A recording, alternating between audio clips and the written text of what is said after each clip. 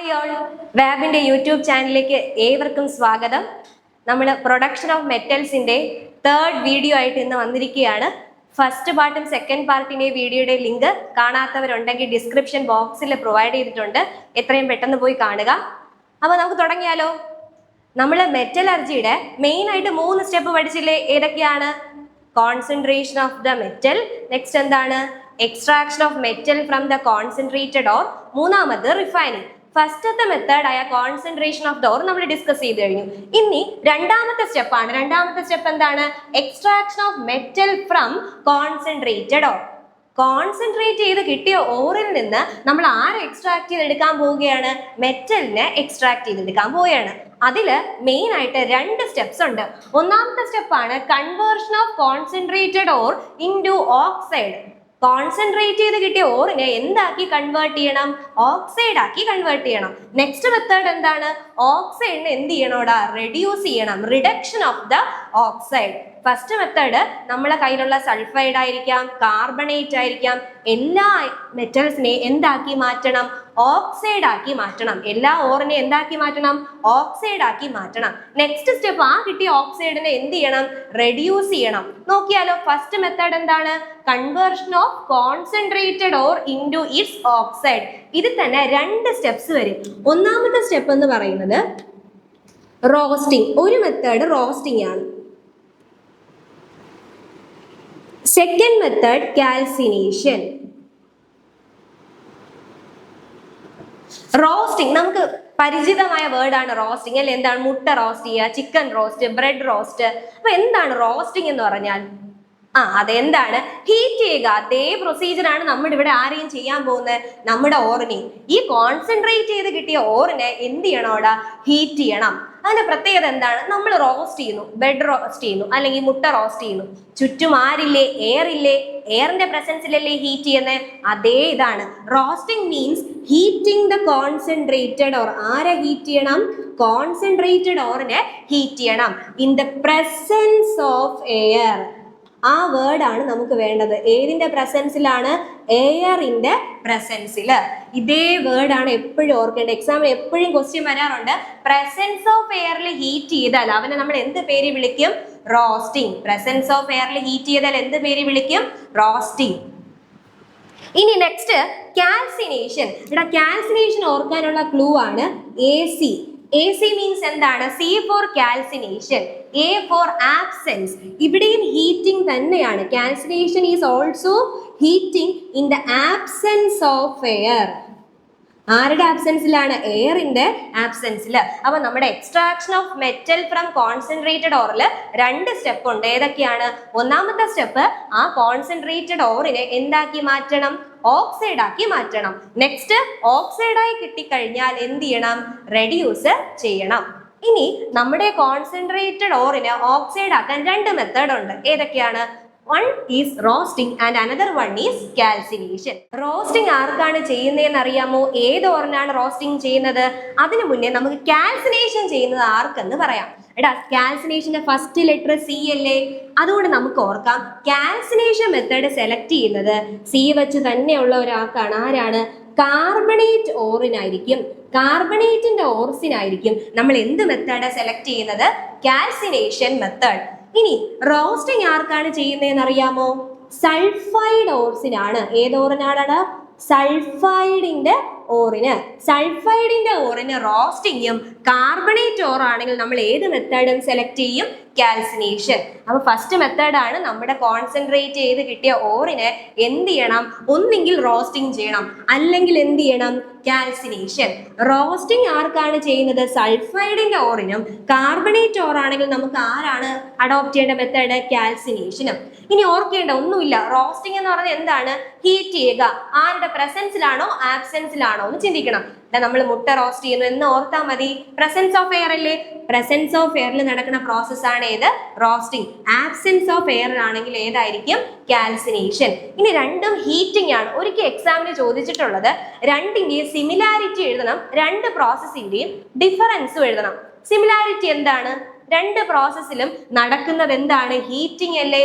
അതാണ് അതിന്റെ similarity. Roasting ആയാലും കാൽസിനേഷൻ ആയാലും നമ്മൾ എന്ത് മെത്തേഡാണ് ചെയ്യുന്നത്? Heating the concentrated or. രണ്ടിലും ഹീറ്റിംഗ് ആണ് നടക്കുന്നത്. ഇനി നെക്സ്റ്റ് എന്താണ് ഡിഫറൻസ്? ഒരാള് ആബ്സെൻസിലും ഒരാൾ എന്തിലായിരിക്കും? പ്രസൻസ് ഓഫ് എയറിലും ആയിരിക്കും. പിന്നെ നമ്മൾ ആ ഡയലോഗ് പറയുമ്പോൾ ആ കാൽസിനേഷൻ എന്നുള്ള പ്രോസസ്സ് ഫുള്ളായിട്ട് ഡിഫൈൻ ചെയ്യുമ്പോൾ എങ്ങനെ പറയുമെന്ന് അറിയാമോ? Calcination is the process of. എന്താണ് പ്രോസസ്സ്? ഹീറ്റിംഗ് അല്ലേ? ഹീറ്റിംഗ്. ആരെ ഹീറ്റ് ചെയ്യണം? Concentrated or in the absence of air at a temperature below its melting point. At a temperature below its melting point. ആ word ഓർത്തിക്കണം. below its melting point. എടാ melting പോയിന്റിൽ എത്തിയാൽ നമ്മുടെ or എന്തായി പോവും? മെൽറ്റ് ആവൂലേ? അപ്പൊ അതുകൊണ്ട് മെൽറ്റിംഗ് പോയിന്റ് എത്തുന്നതിന് മുന്നേ നമ്മൾ എന്ത് ചെയ്ത് വെക്കണം? ടെമ്പറേച്ചർ സെറ്റ് ചെയ്ത് വെക്കണം. രണ്ടിലും അതുപോലെ ആയിരിക്കണം. അപ്പൊ റോസ്റ്റിംഗ് എന്ന് പറഞ്ഞാൽ എന്താണ്? Heating in the presence of air. ആരെയാണ് ഹീറ്റ് ചെയ്യേണ്ടത്? Concentrated ore. കോൺസെൻട്രേറ്റ് ചെയ്ത് കിട്ടിയ ഓറിനെ ഹീറ്റ് ചെയ്യണം in the presence of air at a temperature below its melting point. ആർക്കാണ് ഇനി റോസ്റ്റിംഗ് നടത്തുന്നത്? സൾഫൈഡ്. ഉറപ്പായിട്ടുള്ള ഷുവർ ക്വസ്റ്റ്യൻ ആണ്. നമ്മുടെ SSLCക്ക് എപ്പോഴും ഇഷ്ടപ്പെട്ട ക്വസ്റ്റ്യൻ ആണ് റോസ്റ്റിംഗും കാൽസിനേഷനും. കാൽസിനേഷൻ എങ്ങനെ പറയാം? Heating the concentrated ore in the absence of air. എയറിന്റെ ആബ്സെൻസിൽ at a temperature below its melting point. ഏത് ഓറിനാണ്? സി വെച്ച് ഓർക്കാം. ഏത് ഓറാണ്? Carbonate or.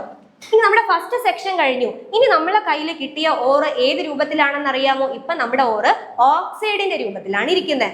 സൾഫൈഡ് ആയാലും കാർബണേറ്റ് ആയാലും എല്ലാം എന്തായിട്ട് കൺവേർട്ട് ആവും? ഓക്സൈഡിന്റെ രൂപത്തിൽ. ഓക്സൈഡിന് നെക്സ്റ്റ് എന്താണ് ചെയ്യേണ്ടത്? റിഡക്ഷൻ ചെയ്യണം. എന്താണ് റിഡക്ഷൻ എന്ന് പറഞ്ഞാൽ? റിമൂവൽ ഓഫ് ഓക്സിജൻ അല്ലേ? ഓക്സൈഡിന്റെ രൂപത്തിൽ നിന്ന് നമ്മുടെ ഓക്സൈഡിനെ റിമൂവ് ചെയ്ത് ആരെ പുറത്തെടുക്കണം?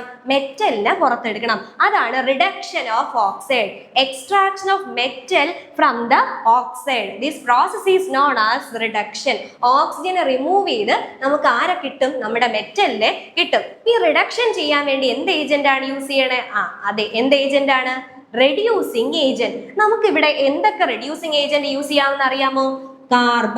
കാർബൺ യൂസ് ചെയ്യാം. Next one carbon monoxide use ചെയ്യാം.